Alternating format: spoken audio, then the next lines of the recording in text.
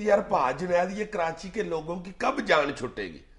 تم یقین کرو ڈبل سواری پر پابندی کی وجہ سے وہ اتنے پریشان ہیں نا، جس بیچارے نے گھر سے 100 روپیہ لے کے نکلنا ہے، کہاں وہ 90 روپیے کرائے کے دے دے یار، اور 10 روپیے باقی اس کی جیب میں رہ جائے۔ اچھا، اس مسئلے کی سنگینی کا اندازہ اسی بیچارے کو ہو سکتا ہے جس کے گھر میں ایک موٹر سائیکل ہے اور 2 سوار ہیں، یعنی 2 مختلف لوگوں نے اپنی منزل مقصود پر روزانہ پہنچنا ہے اور پھر واپس آنا ہے ایک ہی بائک پہ سوار ہو کے۔ یہ اس پرابلم کو وہی سمجھ سکتا ہے جو اس مصیبت سے دوچار ہو۔ اب جس کے پاس گاڑی ہے یا وہ روزانہ ویسے ہی ویگن پہ جانے کا عادی ہے، وہ اس مصیبت کو نہیں سمجھ سکتا۔ وہ نہیں تو موٹر سائیکل پہ جانے والے بھی تو لاکھوں لوگ ہیں کراچی میں۔ ہاں، ایک اندازے کے مطابق کراچی میں کل جو موٹر سائیکلز کی تعداد ہے وہ 10 لاکھ سے زیادہ ہے، اور اس میں سے 6 لاکھ ایسے موٹر سائیکل ہیں جو روزانہ جو ہے جن پہ ڈبل سواری کی جاتی ہے، یعنی اس پہ 2 لوگ سوار ہوتے ہیں۔ اب 6 لاکھ لوگ جو ہیں وہ تقریباً اس مصیبت سے دوچار ہیں گزشتہ 2 سال سے، اور حکومت کے کان پر جوں بھی نہیں رینگ رہی۔ دہشت گردی کے نام پر یہ پابندی لگائی گئی ہے کہ جی جو زیادہ تر دہشت گرد ہیں وہ موٹر سائیکل پر سوار ہو کر آتے ہیں اور واردات کر کے تنگ گلی سے فرار ہونے کی کوشش کرتے ہیں اور کامیاب ہو جاتے ہیں۔ اب کوئی ان سے پوچھنے والا نہیں ہے کہ آپ نے ان 2 سالوں کے دوران کتنے دہشت گردوں کو فرار ہوتے ہوئے گرفتار کیا ہے۔ ایک بھی مثال پولیس کے پاس نہیں ہے، حکومت کے پاس کوٹ کرنے کے لیے نہیں ہے کہ کسی دہشت گرد کو فرار ہوتے ہوئے گرفتار کیا گیا۔ تو فائدہ کیا ہے اس پابندی کا؟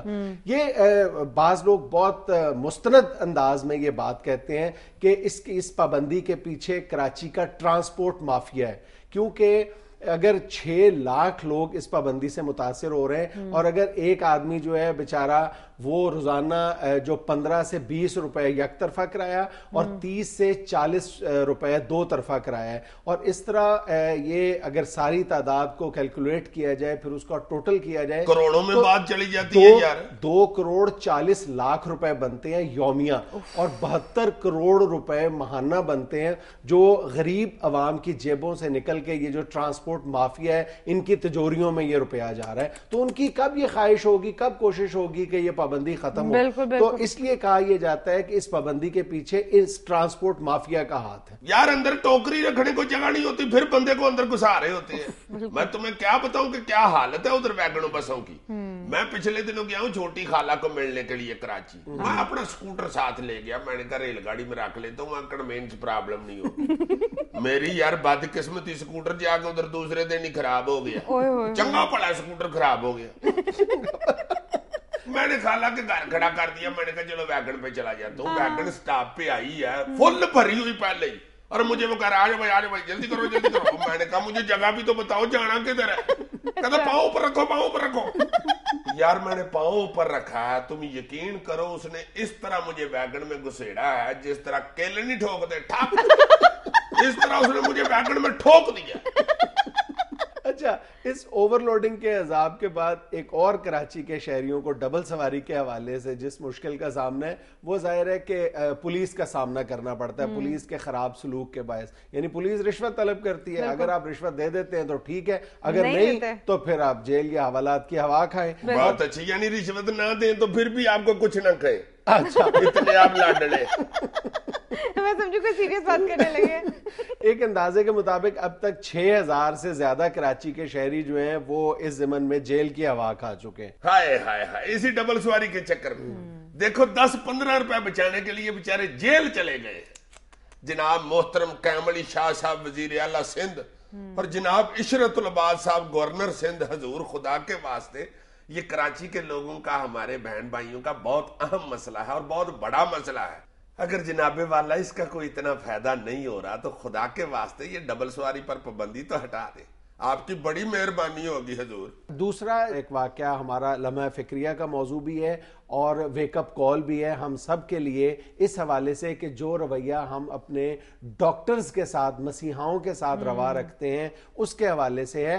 ہمیں بہت سی شکایات ہیں ڈاکٹر سے، ہاسپٹل سے، پرائیویٹ ہاسپٹل سے، اور ان کا ہم وقتاً فوقتاً ذکر بھی کرتے رہتے ہیں اور آئندہ بھی کرتے رہیں گے، لیکن اس کا قطعاً یہ مطلب نہیں ہے کہ ہم ڈاکٹرز کے ساتھ بات بات پر ایک جو ہے نازیبا سلوک کریں ان کے ساتھ اور احتجاج کا سلسلہ شروع کر دیں बल्कि अब नौबत यहां तक आ चुकी है कि हम छोटी छोटी बात पर डॉक्टर्स को मारना पीटना शुरू कर देते हैं। अभी ये जिस वाक़े का मैं जिक्र कर रहा हूं, 4-5 रोज पहले लाहौर में पेश आया है ये वाक़या कि एक लेडी डॉक्टर जिनका तकरीबन 20-22 साल का तजर्बा है और वो फॉरेन क्वालिफाइड है, उनके पास एक मरीजा को लाया गया जो किसी वकील साहब की अहलिया थी, और उनको जब लाया गया तो उन्होंने डॉक्टर साहबा ने बताया कि इनकी हालत ठीक नहीं है, इनको किसी बड़े हॉस्पिटल में शिफ्ट कर दिया जाए। और एम्बुलेंस का मुनासिब वक्त के दौरान इंतजाम नहीं हो सका, तो उन लेडी डॉक्टर साहिबा ने मरीजा को अपनी गाड़ी में सवार करके तो उसको अस्पताल पहुंचाया जहां पे वो जानबर ना हो सकी और वो अल्लाह को प्यारी हो गई।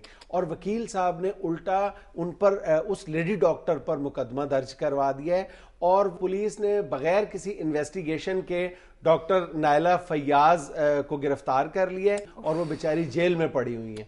अब डॉक्टर्स का ये मुतालबा है कि इसको किसी दो प्रोफेशंस की लड़ाई ना बनाया जाए, बल्कि गैर जानिबदाराना और आजादाना तहकीकात करवा ली जाए। अगर मज़कूरा लेडी डॉक्टर का कसूर है तो वो खुद, जो डॉक्टर्स की बॉडी है, वो इसको सजा देने के लिए तैयार है। अगर इस पेशे के साथ हमने यही सलूक रवा रखा तो जाहिर है कि जो हमारी अगली नस्ल है वो इस पेशे की तरफ नहीं आएगी और हमें डॉक्टर्स की कमी का सामना करना पड़ेगा। यार इतना डर गए हुए हैं बेचारे कि यकीन करो कि अब मरीज को देख के तो दौड़े लग जाती हैं डॉक्टरों की कि यार को मुद्दा ही ना पड़ जाए। इमरजेंसी पेशेंट को तो हाथ लगाने के लिए तैयार नहीं है डॉक्टर्स। और वो डॉक्टर जावेद अकरम ने बहुत बड़ी बात की थी, उसने कहा यार हमारे बस में हो अगर जिंदगी बचाना तो हमारे घर वाले, हमारे माँ बाप क्यों मरे। बिल्कुल। जनाब मोहतरम वजीर आला साहब, हजूर हम तो कुछ भी नहीं कह सकते, जरा मेहरबानी फरमाएं इस मसले की तरफ थोड़ी सी तवज्जो दें हजूर। शुक्रिया जनाब। नाजरीन, यहाँ हम लेते हैं एक छोटी सी ब्रेक, हमारे साथ रहिएगा।